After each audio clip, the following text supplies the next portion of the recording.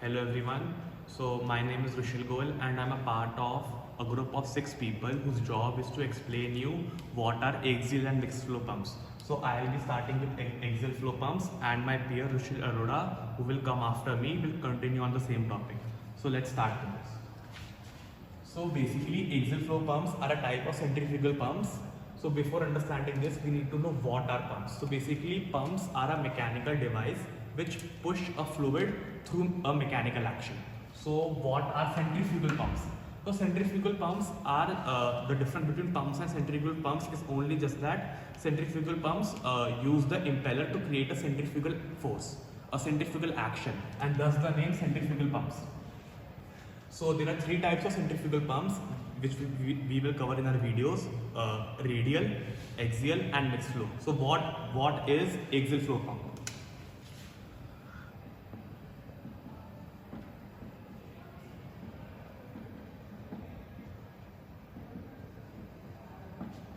So axial flow pumps are the type of pumps which discharge the fluid along the shaft axis, and thus they make the angle which is equal to 0.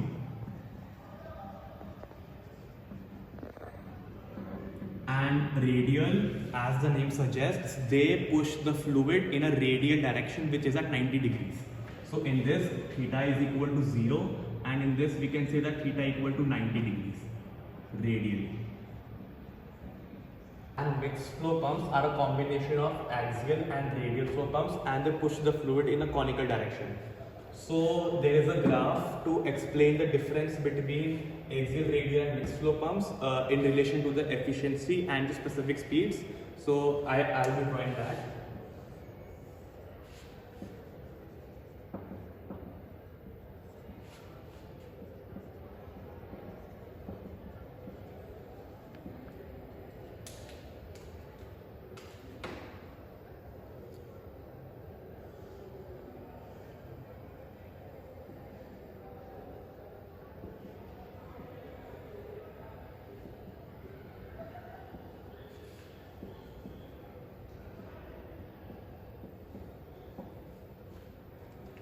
So this is the graph for these 3.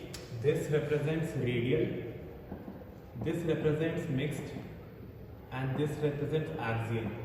So as you can see, out of the 3, the highest specific speed is of axial, and thus in situations where we require more specific speed, more discharge and less head, we use axial flow pumps. When specific speed is more, axial flow pump is used, since the specific speed is directly proportional to the square root of discharge. Therefore, when the discharge is more and the net head is less, since it is inversely proportional, axial flow pumps are used. Similarly, in radial, the range for the specific speed is between 10 and 100. In mixed, it is 80 and 220. And when the specific speed is too much, like greater than 200, generally axial flow pumps are used. So this is a diagram for vertical axial flow pump. As you can see, this is a bell-shaped like inlet vane, and this is an outlet guide vane, and this is used to eliminate any whirl component that may be present.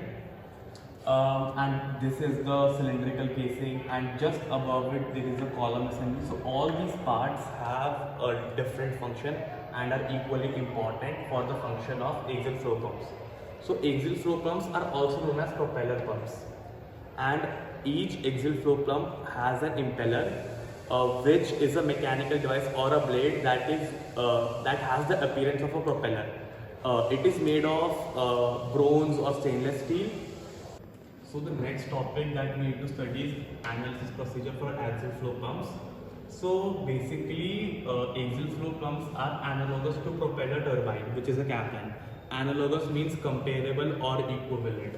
So these are the 6 main formulas which will be used in the numericals of this chapter, which will be done by my peer Rushil Arora. So this is area. This is pretty simple. The diameter. This is the outer diameter of propeller.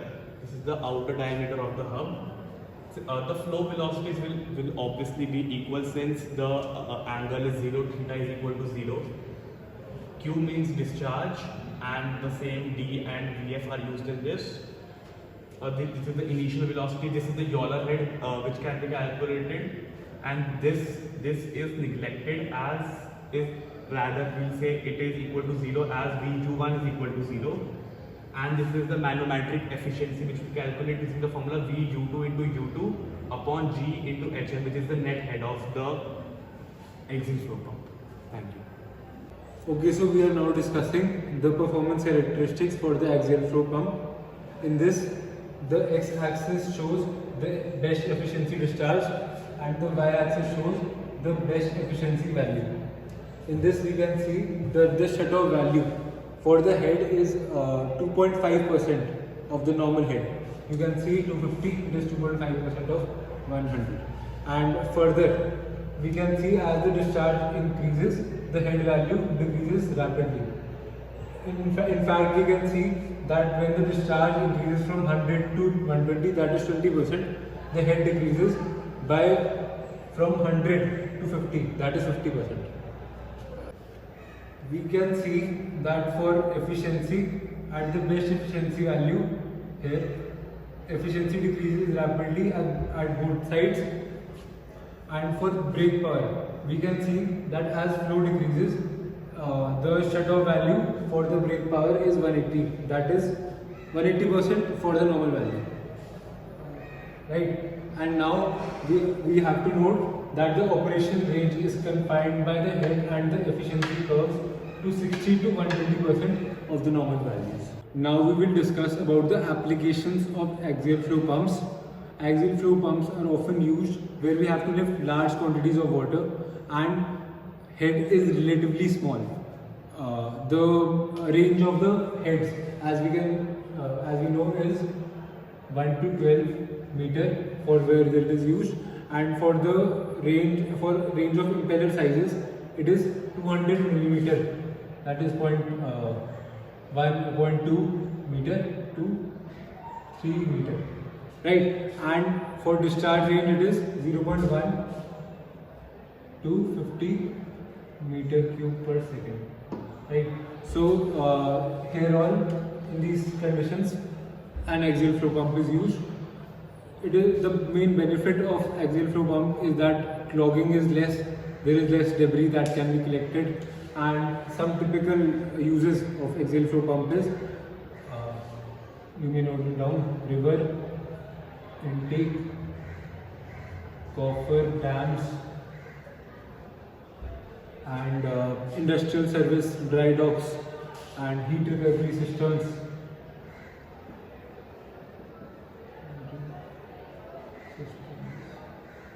There is a large variety of places where it can be used.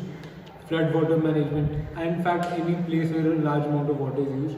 Now we will discuss a numerical on axial flow pump. Now we are given certain things. This is that hub diameter is 0.15, tip diameter outer one is 0.3, exit blade angle is 38 degree. We use B2 for that in our numerical.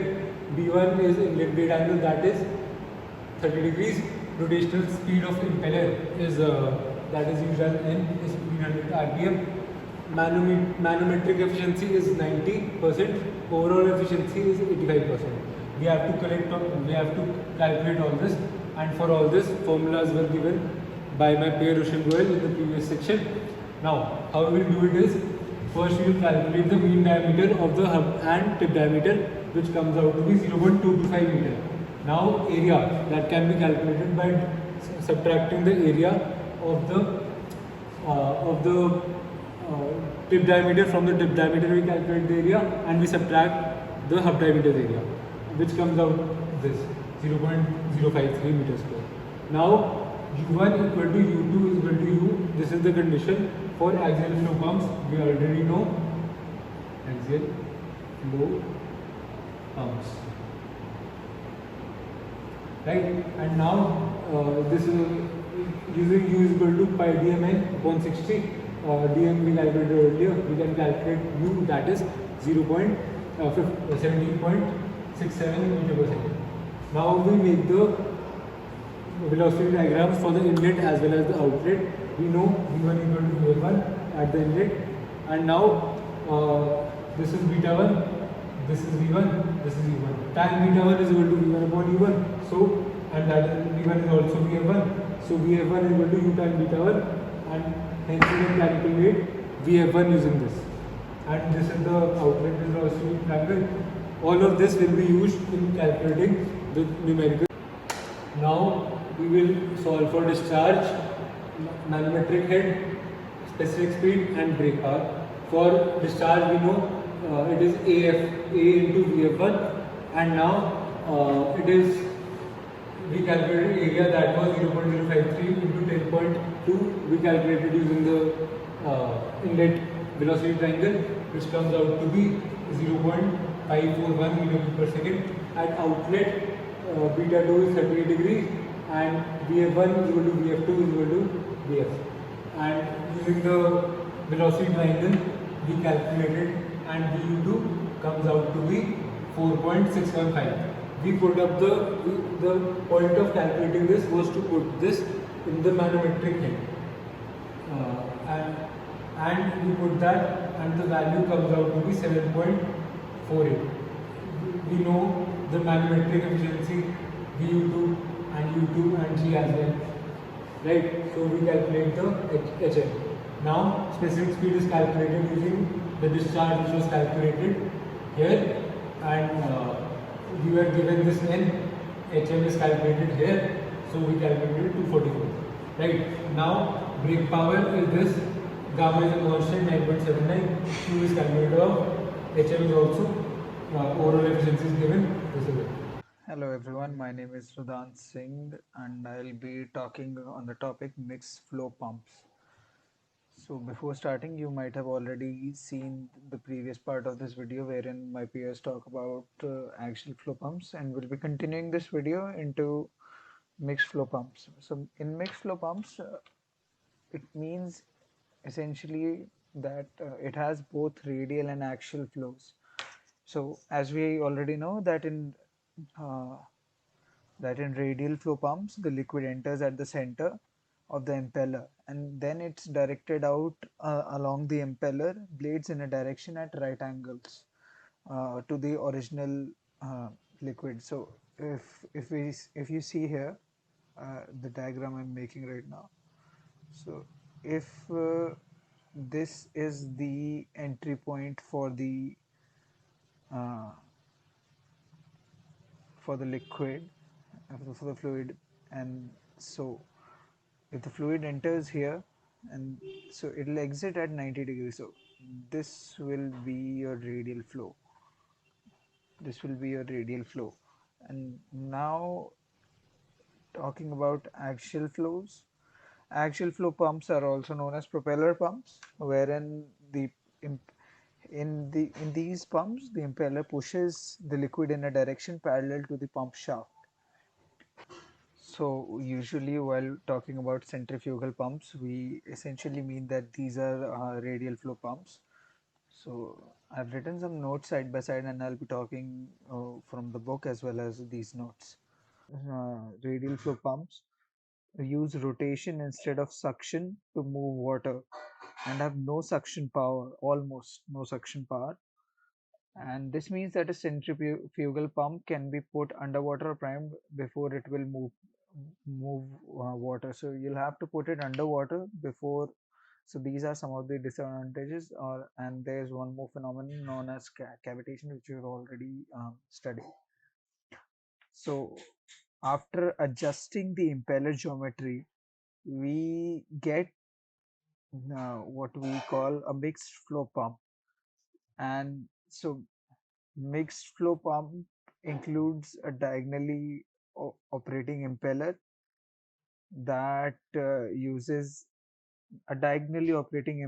that uses centrifugal force to direct the water out of the pump and give it an axial pushing action. This dual pumping action enables mixed flow pumps to have high flow rates and high discharge pressure. So these are some of the like basic advantages of having mixed flow pumps and using them. So uh, uh, here is the speed working range of mixed flow pumps, and The sh- the shapes of the veins undergo a major change, and this change in geometry is what is responsible for getting us that mixed flow. And these are also known as Francis type pump and semi-axial pump. Francis type, it's known as Francis type pump because its speed range here is similar to that of the Francis turbine. So here we have this similarity.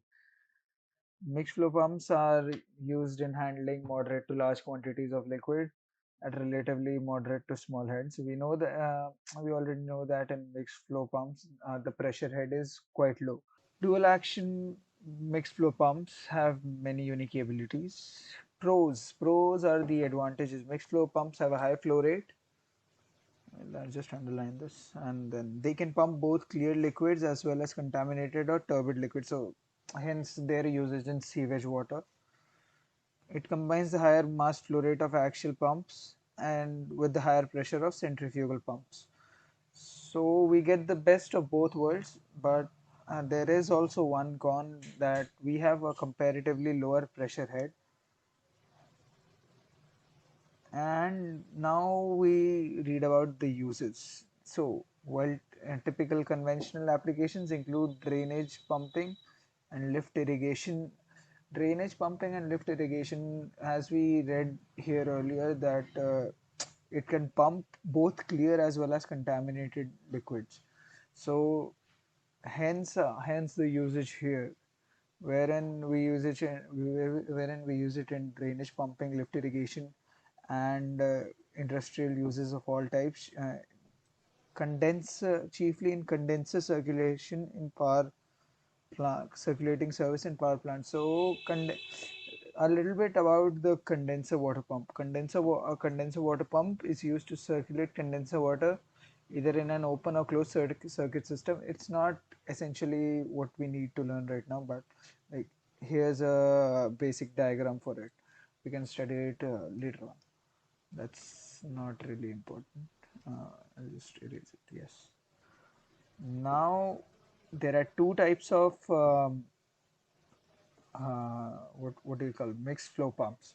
But firstly, we'll talk about multi-stage configuration of these pumps. In single stage, we have two types, but let's talk about multi-stage first.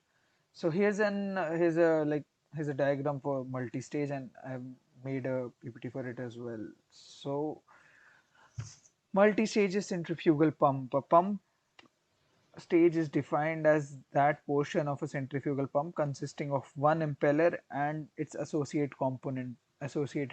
So considering this as a pump, if I have multiple impellers here, and then this should be the inlet, and considering this as the outlet, so this will be considered the first stage, second, third, and so on. Most centrifugal pumps are single stage pumps containing only one impeller. A pump containing 7 impellers within a single casing. So this is an example.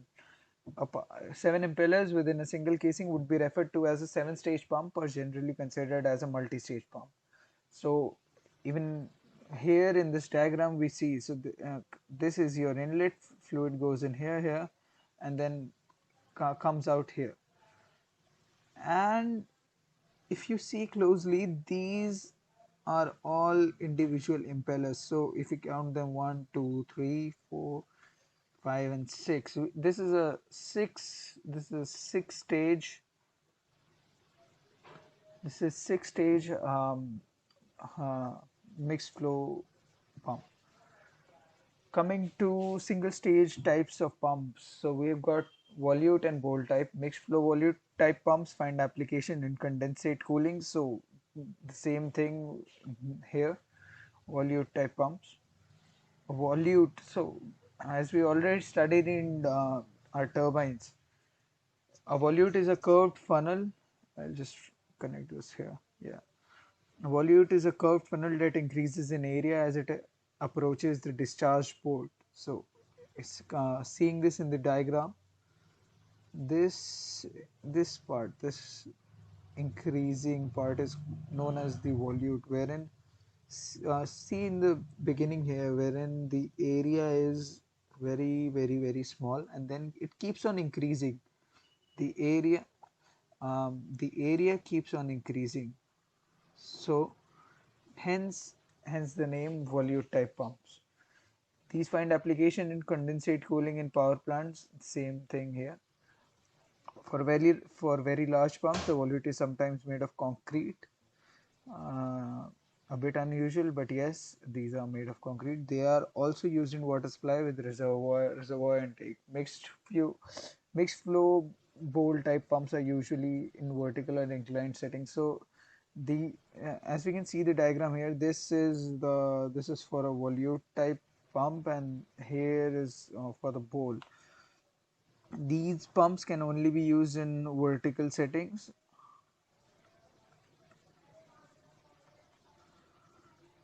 and are used in lift irrigation, land drainage, and flood management. Also, they are used in water supply from river or reservoir intake. And in these pumps, the bowl assembly is submerged in the intake well, and there is no such priming issue in that. So the bowl, as you can see in this diagram here, this is the bowl. So this part is described here. This is the shaft, the rotating shaft, and then it's got the inlet here, and fluid goes in through here and here, wherein we have the hub at the end of the shaft, and these are the guide vanes here and the blades which direct the fluid, and we get a combination of radial as well as axial, and this is known as a mixed flow bowl type pump. Now my peer Sachin Malik will continue on with this video. Thank you. My name is Sachin Malik and my roll number is 2K20 MA237, and the topic is mixed flow pump and characteristic curve for mixed flow pump. So let us discuss the mixed flow pump and its characteristic curve. In this part we will discuss about ranges of single stage mixed flow pump. So we will discuss ranges of single stage mixed flow pump variables. So as we all know, mixed flow pump came in a wide range of head and discharge, and following could be considered as a normal average range of variable in single stage pump. Now we will discuss the actual range of mixed flow pump variables. So basically what will be the variables? The first variable is head. So as we see in the diagram, basically what will be the head? So as we see from the diagram, this is the water level and this is the head, net head. Basically the range of the net head is 3 to 30 meter. That is 3 to 30 meter. Then the second is the discharge, which ranges from 0.1 meter cube per second to 11 meter cube per second discharge rate. Then the size of the pump,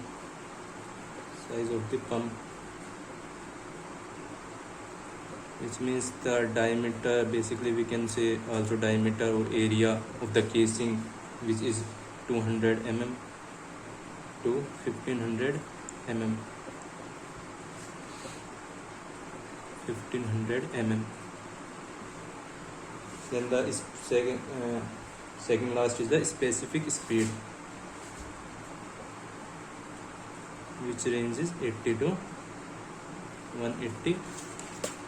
So now we will discuss about the specific speed. So basically specific speed is the dimensionless rating of pump discharge performance derived from an equation involving shaft speed,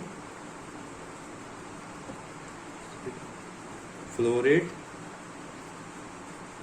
and differential head at pump best efficiency.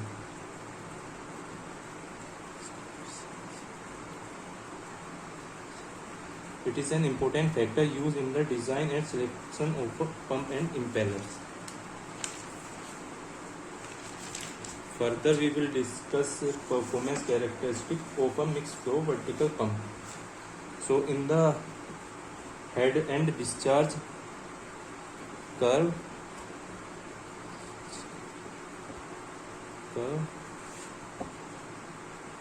the head fall much steeply with the discharge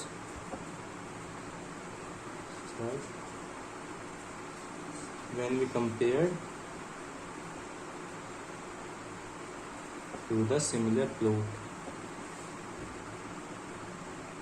of a centrifugal pump.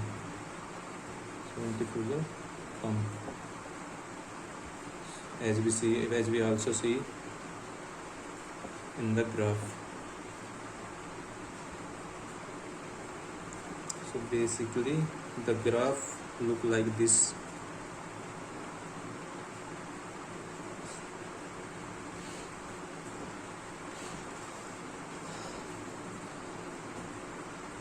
In the case of mixed flow pump, the shut-off head is about 180% of the normal head. Now the question arises, what is shut-off head? So basically shut-off head of a pump indicate the amount of pressure required to reach a condition where the flow roll is vertical pipe connected to the operating pump becomes zero. Shut-off head. And the operation range in a mixed flow pump is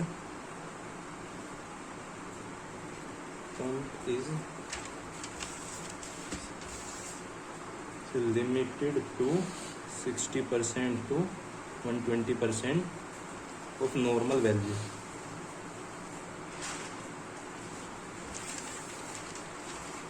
Finally, we will discuss characteristic curve of mixed flow vertical pump.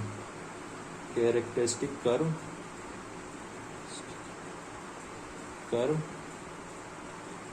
for mixed flow vertical pump. So basically I will draw the graph.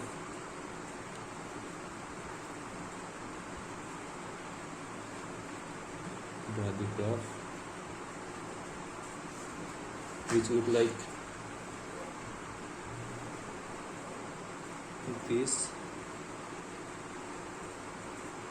So they basically one side indicate the head, which is getting some reading,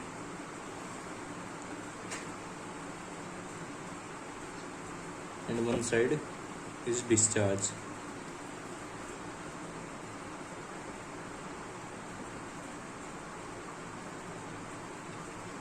And also the third side getting efficiency of the pump.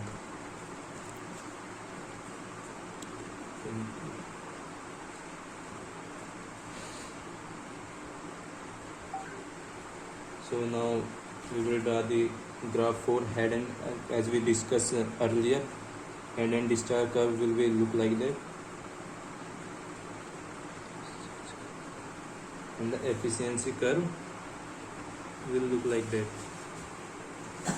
and also the power curve also increases as we increase the discharge. So now we discuss about the parameter which we have mentioned in the graph. So first is the head and discharge curve.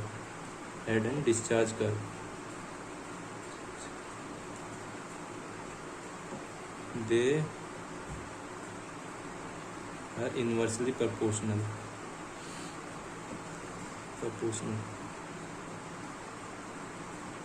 And then the power increases as we increase the discharge and head. The last one is the efficiency.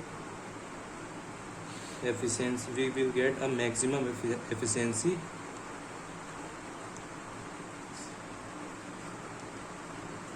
at a particular point. at a particular point, then the efficiency decreases.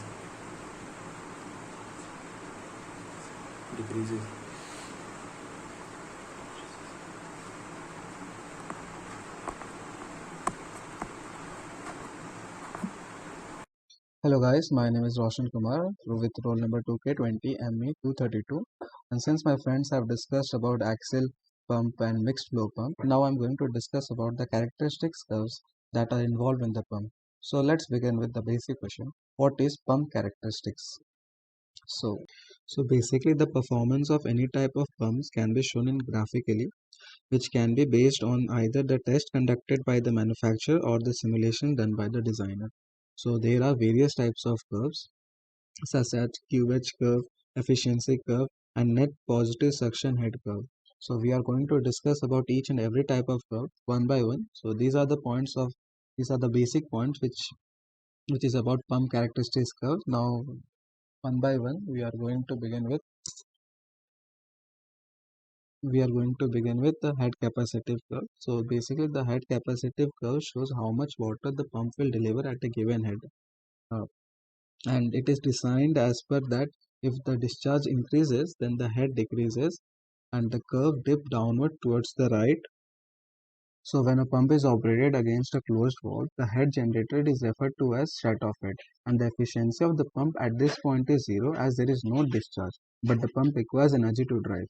So we are done with the head capacitive curve. Now we are going to efficiency capacity curve. Efficiency capacity curve basically shows the efficiency of the curve with the capacity, or we can say discharge of the pump. Efficiency increases from zero when there is no discharge and goes to a maximum and then again decreases. Generally we can see in this figure there is only one peak efficiency, and after that the efficiency of the pump decreases rapidly. The efficiency, and it should be noted that the efficiency also varies from one type of pump to different type of pump depending upon the manufacturer and model. So now we have come to the NAPSR Q curve, which is basically net positive suction head discharge curve. NASPER is the amount of energy required to move water into the eye of the impeller. So since because of this, it must be the function of pump speed, impeller shape, liquid properties, and discharge rate. And there is an interesting thing about this is that if the energy is not sufficient to move water into the eye of the impeller, then the liquid will vaporize. It is basically due to the very low pressure in the impeller and cavitation will occur. NASPER, and we can see that the NASPER curve increases with the discharge rate of the fluid. The thing we are going to add is that in radial flow pumps, as we can see that the head curve for the radial flow pump is relatively flat and that the head decreases gradually as the flow increases. And it should be noted that the brake horsepower increases gradually over the flow range with the maximum normally at the point of maximum flow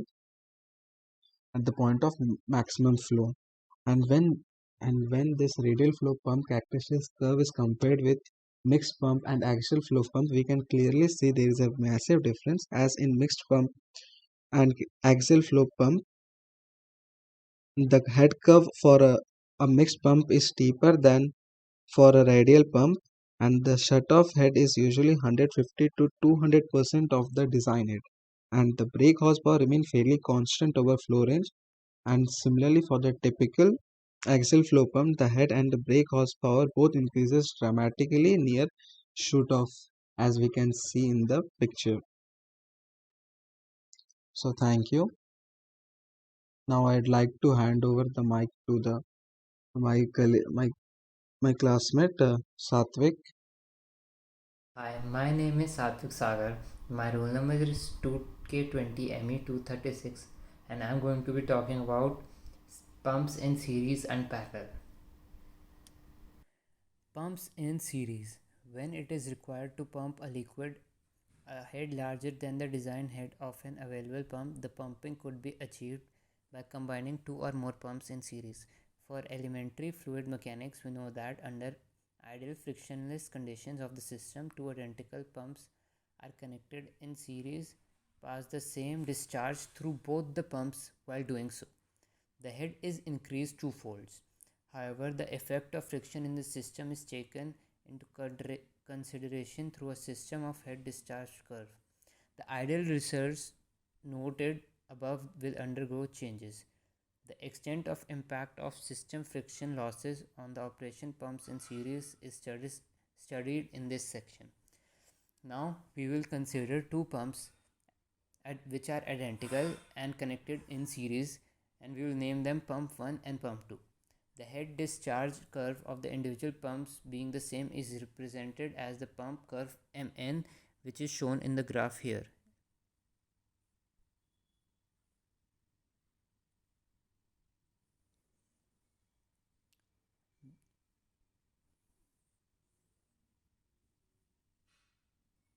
The characteristic of the combination of pump 1 and 2 working in series is called the series duplex curve, which is shown in the figure as curve RS, which can be seen here. This is the series duplex curve.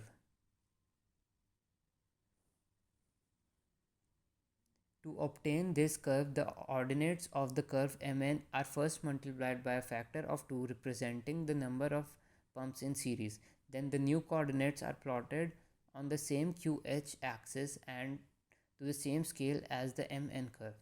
The system curve is calculated by using the equations, and the curve UV is generated, which can be seen over here.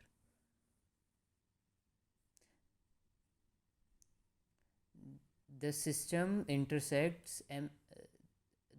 curve intersects the single pump Mn at point A, which can be seen here. This intersection point represents the operating point when only one pump is working. The coordinates of A are marked as QA and HA. Further to point A, the system curve UV intersects the curve RS at point P. Point B is the operating point of two pumps 1 and 2 working in series, and the coordinates of B are QB and HB.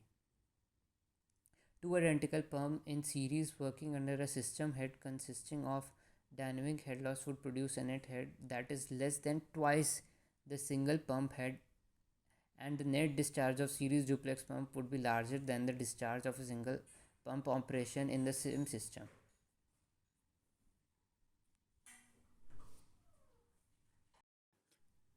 Pumps in parallel.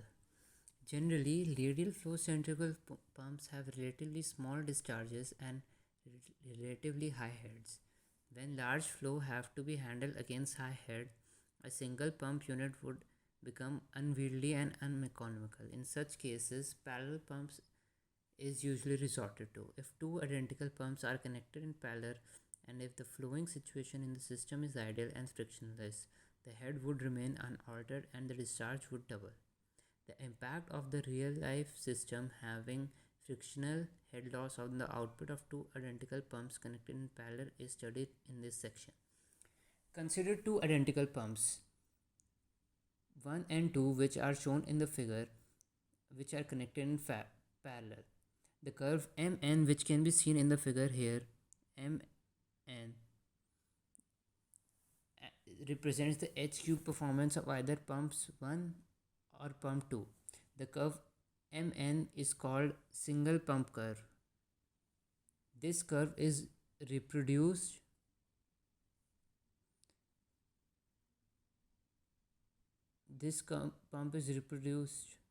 in this figure. When two identical pumps are connected in parallel, the ideal output would be doubling of the discharge against a given head. The pump curve for this combination of pump is obtained by doubling the x coordinate of the graph of the pump curve Mn. The curves M are shown in the figure, which can be seen here, is by the process and represents the characteristic curve of the pumps 1 and 2 connected in parallel. The curve MR is also called parallel duplex pump.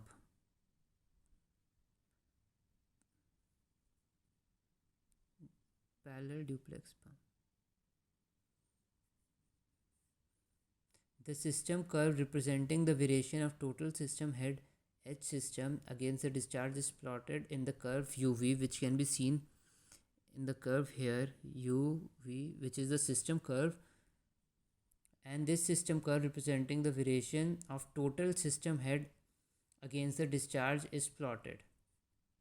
The point of intersection of system curve with single pump curve MN is marked as point A.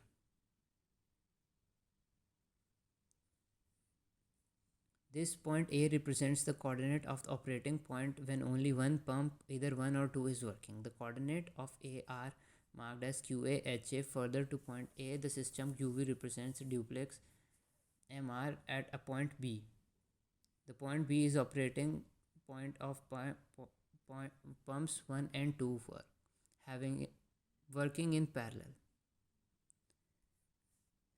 Coordinates of point B are QB, HB. This is the graph of pumps working in parallel. Basically, the heads of both the pumps are added in the parallel form of pump.